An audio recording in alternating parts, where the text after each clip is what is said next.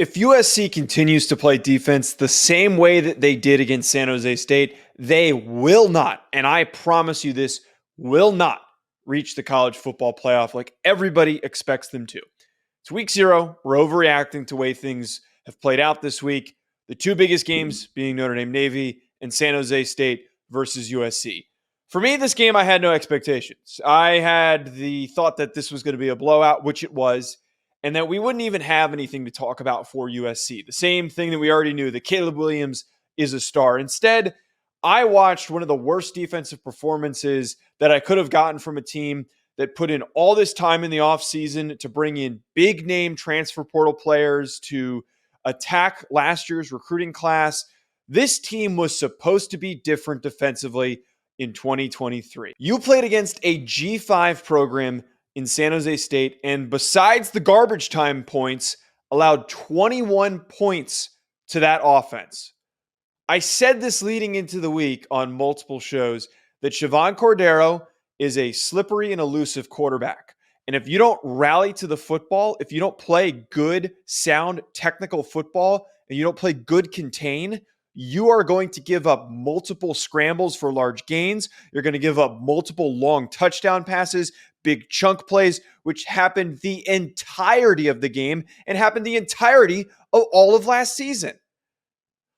Issues like this are not a talent issue. I truly believe that USC improved defensively this offseason. But when you give up plays like that, that is a schematic and a coaching issue. Alex Grinch should have been fired. It's too late.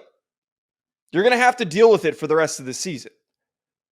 But I'm telling you right now, if they don't make improvements and adjustments, you will not be able to contain Bo Nix if you do the same thing you did today. You will not be able to contain Michael Penix when you have to face off against him. There are more elusive and more talented quarterbacks in the Pac-12 than Chevan Cordeiro, who's a fine football player. He's a fun player, but he's nowhere near this level of talent of the top teams in the Pac-12, nonetheless the top teams that they would potentially have to face in the college football playoff. Now, I will say this. It is week 0. And before you run to the comments to yell at me and say you have no idea what you're talking about, you're completely irrational for something that happened in week 0. Exactly, it's week 0. There is plenty of time for things to get corrected. There's plenty of time to readjust the game plan and figure out how you're going to improve on a week-to-week basis. USC fans should still hold out hope that those changes can come. But if this is indicative of what the season is going to be like, there have not been many changes since last season. The one other thing that I just want to bring up, Zachariah Branch is fantastic. We already knew who were going to be the top guys on this USC offense. Like, we obviously know who Caleb Williams is. Unless you've lived under a rock and you weren't paying attention, you know who some of these top players are. Dorian Singer, who they went and got. There are already a lot of athletes. But man, Zachariah Branch, a true freshman, the touchdown reception he had, then the kickoff return that he had, that guy is freaking fast. I can't remember the last time that I was that juiced up watching a kickoff return touchdown. A lot of special things coming for that kid, and I think that this offense is going to be somehow, and I know this is a crazy thing to say, might be better than last year.